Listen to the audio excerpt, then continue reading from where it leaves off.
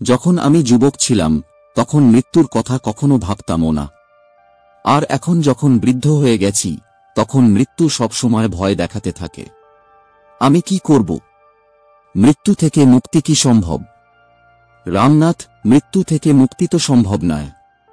কিন্তু তোমাকে কে বলেছে যে তুমি মরবে? তুমি তো না আগে কখনো মরেছ, না এখন মরতে পারো। দেহ মরে, তা তো আবরণ মাত্র। মন মরে, তা সূক্ষ্ম আবরণ। এই দুটি পরিধির ভেতরে যিনি বসে আছেন, যিনি মালিক, তিনি না জন্মেন না মরেন। এই জীবন বহুবার ঘটেছে। তুমি নতুন কেউ নও। বহুবার এসেছ এবং বহুবার গেছ। কিন্তু ভেতরে যিনি বসে আছেন তিনি শাশ্বত। জন্ম তাঁকে স্পর্শ করে না, মৃত্যুও তাঁকে স্পর্শ করে না। যতক্ষণ না তুমি সেই ভেতরের অন্তর্যামীকে জানবে, চিনবে, ততক্ষণ এই ভয় তোমাকে কষ্ট দেবে। আর যখন মানুষ যুবক হয় তখন স্বাভাবিকভাবেই মৃত্যুর চিন্তা তাকে ধরে না। কেন ধরবে?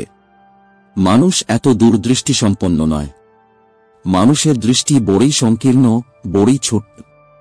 সে শুধু ২-৪ কদম এগিয়ে দেখে। তার কাছে প্রদীপের আলো আছে, সে ৪ কদম দেখে। মৃত্যু এত দূরে মনে হয় যে বিশ্বাসই আসে না যে তা ঘটবে। আর মন বড়ই ধূর্ত। মন এটাও বলে যে অন্যেরা মরে, তুমি মরবে না। মন বলে, দেখো একজন পরশু মরেছিল, একজন গতকাল মরল, একজন আজ মরল, তুমি তো মরনি। লোকেরা রোজ মরে, তুমি তো মরো না। তুমি তো সর্বদা না জানি কতজনকে শ্মশানে পৌঁছে দিয়ে সবসময় বাড়ি ফিরে আসো। তুমি তো বাঁচো, নিশ্চিন্তে বাঁচো। মন বলে, এইসব অহেতুক চিন্তায় পড়ো না। তারপর যৌবনের নেশা থাকে, মূর্ছা থাকে, দৌড় থাকে, ধন পেতে হবে, পদ পেতে হবে, প্রতিষ্ঠা পেতে হবে। অবসর কোথায়? সময় কোথায় যে কেউ বসে চিন্তা করবে? যে যৌবনে চিন্তা করতে পারে তাকে অত্যন্ত বুদ্ধিমান মনে করা উচিত, তাকে মহামেধাবী মনে করা উচিত। কারণ সাধারণত যৌবনে মূর্ছা এত ঘন হয়, কারণ বাসনা এত প্রবল হয় যে মানুষকে জেগে থাকা মনে হয়, কিন্তু সে জেগে থাকে না, সে স্বপ্নে ডুবে থাকে। উচ্চাকাঙ্ক্ষা স্বপ্নই। তোমার ভেতরে তুমি নিজের স্বপ্নের জাল বুনে যাও। কে ভাবে মৃত্যুর কথা? আর তারপর যখন আসবে তখন দেখা যাবে। এত তাড়াহুড়ো কিসের? কখনো কখনো অবসরের কোনো মুহূর্তে যদি মৃত্যুর খেয়ালও আসে তবে তুমি দ্রুত নিজেকে সরিয়ে নাও। অন্য কোনো কাজে নিজেকে ব্যস্ত করে তোলো, নিজেকে জড়িয়ে নাও যে কেমন হতাশার কথা আমার মনে আসছে। আমি তো এখনো যুবক। আমরা মৃত্যুকে সবভাবে ঢাকি, লুকিয়ে রাখি। এই কারণেই শ্মশানকে গ্রামের বাইরে তৈরি করা হয়। তৈরি করা উচিত গ্রামের ঠিক মাঝখানে, যাতে দিনে ২৫ বার গেলে ২৫ বার শ্মশান তোমাকে মনে করিয়ে দেয় যে এটাই হতে চলেছে শেষ বাসস্থান। চমকে দেয়, জাগিয়ে দেয়, স্মরণ করিয়ে দেয়। বুদ্ধ যখনই কোনো ব্যক্তিকে সন্ন্যাস দিতেন তখন শ্মশানে পাঠাতেন যে ৩ মাস শ্মশানে থাক, জ্বলন্ত চিতা দেখ, ছাই হতে থাকা শরীর দেখ। একটাই ধ্যান কর যে এটাই জীবনের পরিণতি। এটাই সব হুড়োহুড়ি, সব দৌড়ঝাঁপের ফল। সব পড়ে থাকে আর এক মুহূর্তে মানুষ ছাই হয়ে যায়। ৩ মাস ধরে শ্মশানে বসে রোজ সকাল থেকে সন্ধ্যা, দিন এবং রাত মৃতদেহ পুড়তে দেখা, তুমি কিভাবে নিজেকে রক্ষা করতে পারবে? স্মরণ আসবেই যে এই অবস্থা আমারও হবে, আজ না হোক কাল। আর যার মৃত্যুর স্মৃতি এসেছে সে ভাগ্যবান, কারণ মৃত্যুর স্মরণের সঙ্গেই জীবনে বিপ্লব ঘটে। যখন এই মনে হয় যে এই দেহ তো চলে যাবে, তখনই দেহের প্রতি আমাদের একাত্মতা ছুটে যায়, তখনই আমরা দেহ থেকে নিজেদের মোহ ত্যাগ করি। যা বিলীন হবেই তার সঙ্গে কিসের মোহ বাঁধা? যা ছুটে যাবেই, যা ছুটে গেছে, এই গেল তো গেল, তাকে কেন ধরো? কেন ধরো? কেন না আমরা তার খোঁজ করি যা কখনো ছোটে না? কেন না আমরা শাশ্বতকে খুঁজি? কেন না আমরা শাশ্বতের দিকে আমাদের দৃষ্টি নিবদ্ধ করি? শাশ্বতের দিকে দৃষ্টি নিবদ্ধ করার নামই তো সন্ন্যাস। সময়ের ওপারে চোখ তোলার নামই তো সন্ন্যাস। যৌবনে তো খুব কঠিন হয় যে কারো হুঁশ আসুক, কিন্তু এই পৃথিবী বড়ই অদ্ভুত। লোকেরা বুড়ো হয়ে গেলেও কখন হুঁশ আসে? রামনাথ, তুমি তো ভাগ্যবান, অন্তত বুড়ো বয়সেও তো হুঁশ এসেছে। মরার শেষ মুহূর্ত পর্যন্ত লোকেদের হুঁশ আসে না। আমি শুনেছি একজন মারোয়ারি মরছিল। মনে রেখো, মারোয়ারিকেও মরতে হয়। মৃত্যু কাউকেই ছাড়ে না, মারোয়ারি পর্যন্তকে ছাড়ে না। সমস্ত ছেলে এবং আত্মীয়রা চিন্তিত ছিল। তার কথা বন্ধ হয়ে গিয়েছিল। সবাই তাকে ঘিরে দাঁড়িয়েছিল। বড় কষ্টে সে বারবার বলছিল, বুবু, ঝোঝ। এক ছেলে বলল, মনে হচ্ছে ইনি বলতে চাইছেন যে বাক্সটা ঝাড়ুর নিচে আমি লুকিয়ে রেখেছি। কিছু করো আর এদের দিয়ে পুরো কথা বলিয়ে নাও। কোন ঝাড়? কারণ বাড়ির আশেপাশে অনেক ঝাড় ছিল। ডাক্তার বললেন যে একটি অত্যন্ত মূল্যবান ইনজেকশন আছে, তা দিলে ইনি এক দুটি বাক্য বলতে পারবেন। তার মৃত্যু নিশ্চিত হওয়া সত্ত্বেও ইনজেকশন দেওয়ার জন্য সবাই রাজি হল। ডাক্তার ইনজেকশন দিলেন, তখন সবাই আগ্রহ নিয়ে মরতে থাকা মারোয়ারির কাছে ঝুঁকে পড়ল। সেই বুড়ো কি বলল জানো?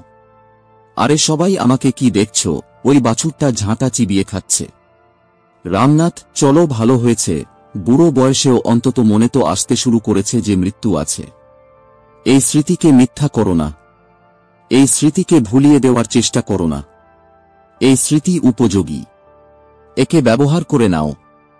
বুদ্ধিমান তো তিনিই যিনি প্রতিটি জিনিসের ব্যবহার করে নিতে পারেন। একেও সিঁড়ি বানিয়ে নাও। মৃত্যু মূল্যবান জিনিস।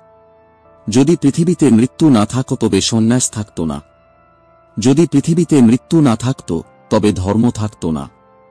যদি পৃথিবীতে মৃত্যু না থাকত তবে পরমাত্মার কোনো স্মরণ থাকত না, প্রার্থনা থাকত না, পূজা থাকত না, আরাধনা থাকত না।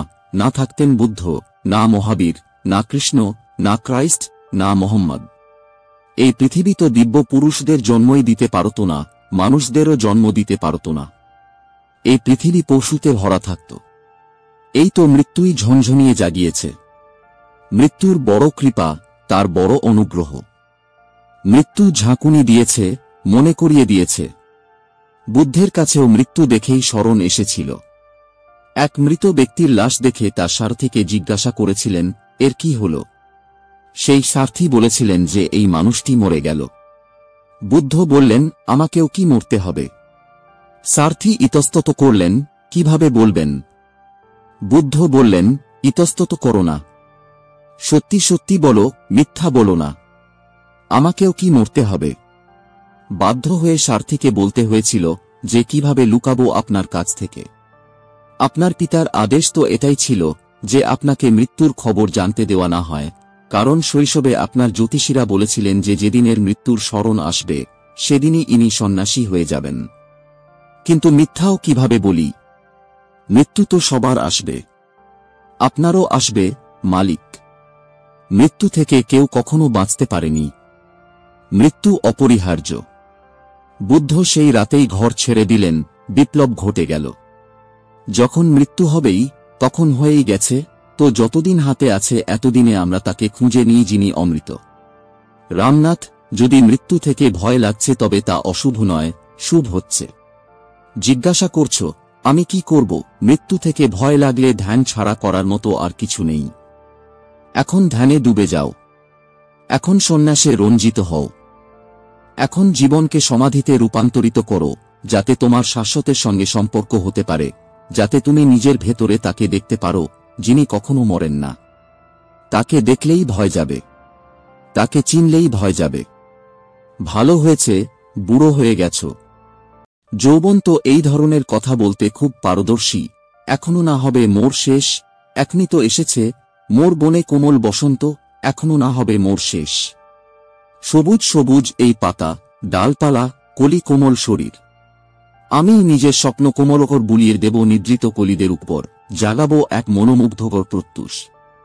ফুল ফুল থেকে তন্দ্রালস লালসা কেড়ে নেব আমি, নিজের নবজীবনের অমৃত আনন্দের সাথে সিঞ্চন করে দেব আমি, পথ দেখিয়ে দেব তারপর তাদের যেখানে আমার সেই অনন্ত, এখনো না হবে মোর শেষ। আমার জীবনের এই যখন প্রথম পদক্ষেপ, এর মধ্যে কোথায় মৃত্যু? জীবনই তো জীবন। এখনো পড়ে আছে আগে সারা যৌবন স্বর্ণকিরণ ঢেউয়ের উপর বয়ে চলে রে, বালক মন আমারই এই অপরিপক্ক রাগ থেকে বিকশিত হবে বন্ধু, দিগদিগন্ত, এখনো না হবে মোর শেষ। বার্ধক্য লুকাতে পারে না। কিভাবে লুকাবে? পা টলতে থাকে, শরীর অস্থিপাজর হতে থাকে, শ্বাসকষ্ট হতে থাকে। মৃত্যুর প্রথম পদধ্বনি শোনা যেতে থাকে। স্নেহের নির্ঝর বয়ে গেছে, বালি হয়ে শরীর রয়ে গেছে, জীবন শুকিয়ে গেছে। জীবনের যে কাঠামো সেটাই ভেঙে পড়েছে। যারা জেনেছেন তারা তোমাকে সর্বদা জাগানোর চেষ্টা করেছেন যে জাগো, মৃত্যু দরজায় দাঁড়িয়ে কড়া নাড়ছে। আর যতই দৌড়াও, যতই বাঁচো, বাঁচতে পারবে না। কিন্তু যে নিজের ভেতরে যায় সে পার হয়ে যায়। তুমি জিজ্ঞাসা করছো, রামনাথ, কি মৃত্যু থেকে মুক্তি সম্ভব? মৃত্যু থেকে মুক্তি তো সম্ভব নয়, কিন্তু মৃত্যুকে অতিক্রম করা সম্ভব। মৃত্যু তো ঘটবেই, বুদ্ধকেও মরতে হয়, মহাবীরকেও মরতে হয়, রামকেও এবং কৃষ্ণকেও। মৃত্যু থেকে তো মুক্তি সম্ভব নয়। কিন্তু মরারও একটি শিল্প আছে, যেমন বাঁচার শিল্প আছে। মরার শিল্প হল শান্ত, মন, ধ্যানে মরা। বাঁচারও সেই শিল্প, ধ্যান দিয়ে বাঁচো। যতদিন বাকি আছে ধ্যানে বাঁচো, শান্ত মন জেগে থেকে, যাতে শান্ত মন জেগে থেকে মরতেও পারো। যে শান্ত মন হয়ে মরতে সমর্থ হয় সে জানতে জানতে মরে যে আমি মরছি না। সে জেগে থেকে মরে যে দেহ ছুটল, মন ছুটল, কিন্তু আমি তো সেই একই আছি। চৈতন্য তো তেমনই আছে, অস্পৃষ্ট। চৈতন্যের এই শাশ্বতত্ত্বকে যিনি দেখে নিয়েছেন তার জীবনে আনন্দের বৃষ্টি হয়ে যায়, অমৃতের ফুলই ঝরে যায়। তেমনি ফুল তোমার জীবনেও ঝরতে পারে। মৃত্যুর এই ভয়কে কাজে লাগিয়ে নাও। একে শত্রু মনে করো না, এ বন্ধু। মৃত্যুও বন্ধু, যদি বোঝ থাকে, আর না বোঝ থাকে তো জীবনও শত্রু হয়ে যায়। মহাবীর বলেছেন, ব্যক্তি নিজেরই বন্ধু, নিজেরই শত্রু। যদি আমরা জেগে উঠে জীবনের সমস্ত সম্ভাবনার ব্যবহার করতে শিখি, যার মধ্যে মৃত্যুর সম্ভাবনাও অন্তর্ভুক্ত, তবে আমরা নিজের বন্ধু, না হলে আমরা নিজের শত্রু। এই পৃথিবী থেকে বহু লোক, বেশিরভাগ লোক হারিয়েই ফেরে। রামনাথ, কোনো প্রয়োজন নেই যে তুমিও হারিয়ে ফেরো। উপার্জন করে ফিরতে পারো। জাগো, সময় থাকতে জাগো।